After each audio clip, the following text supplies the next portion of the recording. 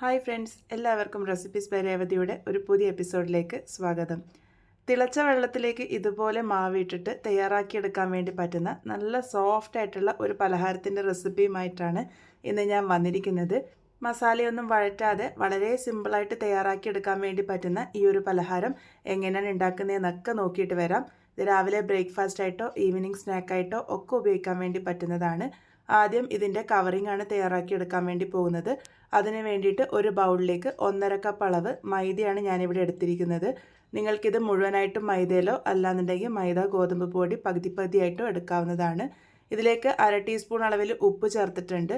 അതുപോലെ തന്നെ 2 ടീസ്പൂൺ അളവിൽ പഞ്ചസാരയാണ് ചേർത്ത് കൊടുത്തിരിക്കുന്നത്. ഇനി ഇതാദ്യം ഒന്ന് മിക്സ് ചെയ്തെടുക്കാം. ഉപ്പും പഞ്ചസാരയൊക്കെ എല്ലാ ഭാഗത്തും എത്തുന്ന രീതിക്ക് ഇതുപോലെ ഒന്ന് നന്നായിട്ട് തന്നെ ഞാനിവിടെ മിക്സ് ചെയ്തെടുത്തിട്ടുണ്ട്. ഇനി ഇതിൻ്റെ നടുഭാഗത്തിലേക്കായിട്ട് ഒരു കുഴി പോലെ ആക്കിയെടുക്കുക. ഇതിലേക്ക് നമ്മൾ 3 ടേബിൾ സ്പൂൺ തൈരാണ് ചേർത്ത് കൊടുക്കേണ്ടത്. നല്ല ഫ്രഷ് ആയിട്ടുള്ള തൈരാണ് ഞാനിവിടെ ഉപയോഗിച്ചിരിക്കുന്നത്. ഒരുപാട് പുളിയുള്ള തൈരാണെങ്കിൽ 1.5 ടേബിൾ സ്പൂണുകളൊക്കെ ചേർത്താൽ മതിയാകും. ഇതിപ്പോൾ ഞാനിവിടെ 3 ടേബിൾ സ്പൂണാണ് ചേർത്ത് കൊടുത്തിരിക്കുന്നത്. ഇനി ഇതിലേക്ക് 1 ടീസ്പൂൺ അളവിൽ ബേക്കിംഗ് പൗഡർ ചേർത്ത് കൊടുക്കാം. ഇതിൻ്റെ കൂടെ തന്നെ 1/2 ടീസ്പൂൺ അളവിൽ ബേക്കിംഗ് സോഡ കൂടെ ചേർത്ത് കൊടുക്കാം. ഇത് തൈരുമായിട്ട് ഒന്ന് നല്ലപോലെ മിക്സ് ചെയ്തെടുക്കുക. ബേക്കിംഗ് സോഡ ആക്ടിവേറ്റ് ചെയ്യാൻ വേണ്ടിയിട്ടാണ് ഇതുപോലെ മിക്സ് ചെയ്തെടുക്കുന്നത്. 1 മിനിറ്റ് നേരത്തേക്ക് ഒന്ന് റെസ്റ്റ് ചെയ്യാൻ വേണ്ടി വെക്കാം.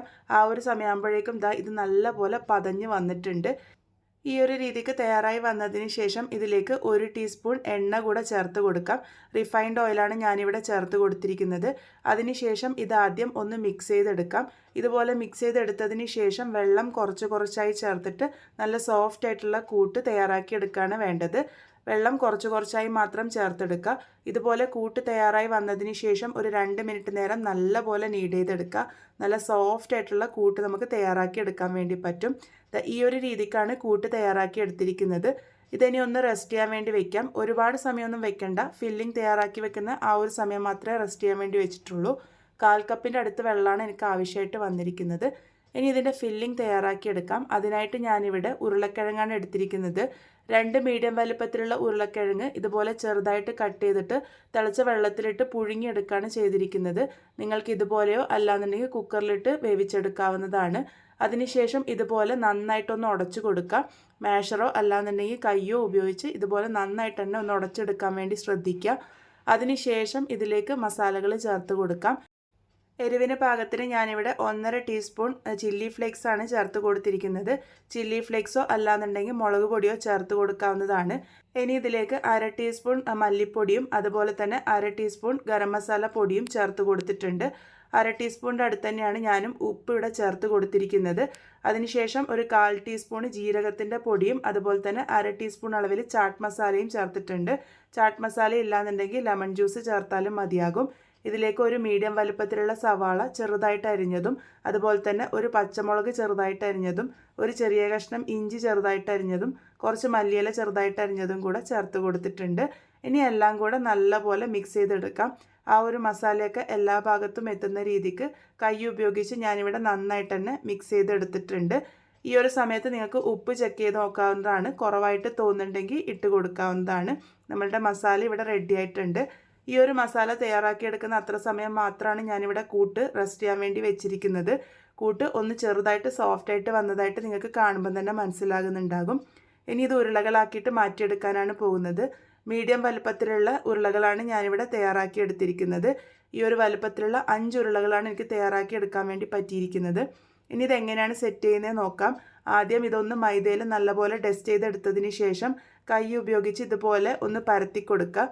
നടുഭാഗം ഒരല്പം കനത്തിലും അതിൻ്റെ ആ ഒരു എഡ്ജസ് ഒന്ന് തിന്നായിട്ടും വേണം പരത്തിയെടുക്കാൻ വേണ്ടിയിട്ട്. ഇതുപോലെ പരത്തിയെടുത്തതിന് ശേഷം ഇതിൻ്റെ നടുഭാഗത്തേക്കായിട്ട് നമ്മൾ തയ്യാറാക്കി വെച്ചിരിക്കുന്ന ഫില്ലിങ് ഒരു അത്യാവശ്യം വലിയ ഉരുള തന്നെ ഞാനിവിടെ വെച്ച് കൊടുത്തിട്ടുണ്ട്. അതിനുശേഷം അതിൻ്റെ എല്ലാ ഭാഗവും എടുത്തിട്ട് നല്ലപോലെ സീൽ ചെയ്തെടുക്കുക. സീൽ ചെയ്തെടുത്തതിന് ശേഷം നമുക്കിത് പരത്തിയെടുക്കാം. പരത്തിയെടുക്കുന്നതിന് തൊട്ട് മുന്നേയായിട്ട് കുറച്ച് മൈദ കൂടെ ഞാനിവിടെ ഡസ്റ്റ് ചെയ്ത് കൊടുക്കുന്നുണ്ട്. പറ്റിപ്പിടിക്കാതിരിക്കാൻ വേണ്ടിയിട്ടാണ്. അതിനുശേഷം ഇത് പരത്തിയെടുക്കാം. ഒരുപാട് കനം കുറച്ച് പരത്തിയെടുക്കേണ്ട ആവശ്യമില്ല. ഒരല്പം കനത്തിൽ വേണം പരത്തിയെടുക്കാൻ വേണ്ടിയിട്ട്. ഞാൻ ഇതുപോലെ ഓവൽ ഷേപ്പിലാണ് പരത്തിയെടുത്തിരിക്കുന്നത്. ഇതിൻ്റെ മുകളിലേക്കായിട്ട് കുറച്ച് മല്ലിയില ചെറുതായിട്ട് അരിഞ്ഞതും കുറച്ച് ചില്ലി ഫ്ലേക്സും അതുപോലെ തന്നെ വെളുത്ത എള്ളും കൂടെ ഞാനിവിടെ ഇട്ട് കൊടുത്തിട്ടുണ്ട്. വെളുത്ത എള്ള് ഇല്ലാന്നുണ്ടെങ്കിൽ കറുത്ത എള്ള് ഇട്ട് കൊടുത്താലും മതിയാകും. നല്ലൊരു ടേസ്റ്റാണ്. ഇനി എല്ലാം കൂടെ നന്നായിട്ടൊന്ന് പറ്റിപ്പിടിച്ച് നിൽക്കാൻ വേണ്ടിയിട്ട് ഞാനിവിടെ ചെറുതായിട്ടൊന്ന് പരത്തിയും കൂടെ കൊടുത്തിട്ടുണ്ട്. ഇനി ഇതെങ്ങനെയാണ് കുക്ക് ചെയ്തെടുക്കുന്നതെന്ന് നോക്കാം. അതിന് വേണ്ടിയിട്ട് ഒരു പാൻ നേരത്തെ ചൂടാക്കാൻ വേണ്ടി വെച്ചിരുന്നു. പാൻ നല്ലപോലെ ചൂടായി വന്നതിന് ശേഷം അതിലേക്കൊരു 1/4 കപ്പ് അളവ് വെള്ളം ഒഴിച്ചു കൊടുത്തിട്ടുണ്ട്. നല്ല തിളച്ച വെള്ളത്തിലേക്ക് വേണം നമ്മളുടെ ഈ ഒരു കൂട്ട് ഇട്ട് കൊടുക്കാൻ വേണ്ടിയിട്ട്. അതിനുശേഷം അടച്ച് വെച്ചിട്ട് മീഡിയം ഫ്ലെയിമിൽ ഒന്ന് കുക്ക് ചെയ്തെടുക്കാം. വെള്ളമൊക്കെ വറ്റി വരുന്നത് വരെയാണ് ഇത് കുക്ക് ചെയ്തെടുക്കേണ്ടത്. അപ്പോൾ മീഡിയം ഫ്ലെയിമിൽ വെച്ചിട്ട് ഇപ്പോൾ നോക്കൂ, വെള്ളമൊക്കെ നല്ല പോലെ തന്നെ വറ്റി വന്നിട്ടുണ്ട്. ഇതിൻ്റെ മുകളിലേക്ക് ഞാൻ വളരെ കുറച്ച് നെയ്യാണ് തടവി കൊടുക്കുന്നത്. അത് തടവി കൊടുത്തതിന് ശേഷം നമുക്കിത് മറിച്ചിട്ട് കൊടുക്കാം. ഒന്ന് ചെറുതായിട്ട് പറ്റിപ്പിടിച്ച പോലെ തോന്നും. അത് നമ്മൾ തിളച്ച വെള്ളത്തിലേക്ക് ഇട്ട് കൊടുത്തോണ്ടാണ്. ചെറുതായിട്ടൊന്ന് അടർത്തിയെടുത്തു കഴിഞ്ഞാൽ ഈസി ആയിട്ട് നമുക്ക് എടുക്കാൻ വേണ്ടി പറ്റും. ഇതുപോലെ ഒന്ന് ഇളക്കിയെടുത്തതിന് ശേഷം നമുക്കിത് മറിച്ചിട്ട് കൊടുക്കാം. മറിച്ചിട്ട് കൊടുത്തതിന് ശേഷം അതിൻ്റെ മുകളിലേക്കും കുറച്ച് നെയ്യ് ഞാനൊന്ന് സ്പ്രെഡ് ചെയ്ത് കൊടുക്കുന്നുണ്ട്. വളരെ കുറച്ച് നെയ്യ് മാത്രമേ ഞാനിവിടെ ഉപയോഗിക്കുന്നുള്ളൂ. നെയ്യോ എണ്ണയോ ഉപയോഗിക്കാവുന്നതാണ്. അതിനുശേഷം 2 ഭാഗവും നല്ലൊരു ഗോൾഡൻ ബ്രൗൺ കളർ ആകുന്നത് വരെ ഒന്ന് മൊരിയിച്ചെടുക്കുകയാണ് വേണ്ടത്. നമ്മൾ ഇതുപോലെ തിളച്ച വെള്ളത്തിലിട്ട് തയ്യാറാക്കി എടുക്കുമ്പോൾ ഇത് ഉള്ളോളം നല്ലപോലെ വെന്ത് വരികയും ചെയ്യും. അതുപോലെ തന്നെ നല്ല സോഫ്റ്റായിട്ട് കിട്ടാനും സഹായിക്കും. അതുപോലെ വളരെ കുറച്ച് എണ്ണ ഉപയോഗിച്ച് നമുക്കിത് ഫ്രൈ ചെയ്തെടുക്കാനും സഹായിക്കും. അപ്പോൾ ഇതാ ഇതുപോലെ ഞാനിപ്പോൾ തയ്യാറാക്കി എടുത്തിട്ടുണ്ട്. ഇതേപോലെ തന്നെ ബാക്കിയുള്ളതൊക്കെ തയ്യാറാക്കിയെടുക്കാം. വളരെ എളുപ്പത്തിൽ തയ്യാറാക്കിയെടുക്കാൻ വേണ്ടി പറ്റുന്ന നല്ല സോഫ്റ്റ് ആയിട്ടുള്ള നമ്മളുടെ പലഹാരം ഇവിടെ റെഡി ആയിട്ടുണ്ട്. ആ ഉള്ളിലത്തെ ഫില്ലിംഗ് ആയാലും ആ ഒരു കവറിങ് ആയാലും ഒക്കെ നല്ല സോഫ്റ്റ് ആയിട്ടാണ് ഇരിക്കുക.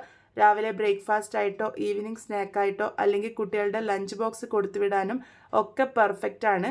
പുറമേത്തെ കവറിങ് നമുക്ക് ആ ഒരു ബ്രെഡൊക്കെ കഴിക്കുന്ന ആ ഒരു ഫീലാണ് കിട്ടുക. ഉള്ളിലത്തെ ഫില്ലിങ് നല്ല സ്പൈസി ആയിട്ടാണ് ഇരിക്കുന്നത്. അപ്പോൾ എന്തായാലും എല്ലാവരും ട്രൈ ചെയ്ത് നോക്കൂ. വളരെ ടേസ്റ്റി ആയിട്ടുള്ള ഈ ഒരു പലഹാരം നിങ്ങൾക്ക് എന്തായാലും ഇഷ്ടമാവും. ട്രൈ ചെയ്തതിന് ശേഷം ഫീഡ്ബാക്സ് ഒക്കെ പറയാൻ വേണ്ടി മറക്കരുത്. എന്തെങ്കിലും ഡൗട്ട്സ് ഒക്കെ ഉണ്ടെങ്കിൽ കമൻറ്റ് ബോക്സ് വഴി ചോദിക്കുകയാണെങ്കിൽ റിപ്ലൈ തരുന്നതാണ്. വീണ്ടും ഒരു നല്ല റെസിപ്പിയുമായി കാണാം.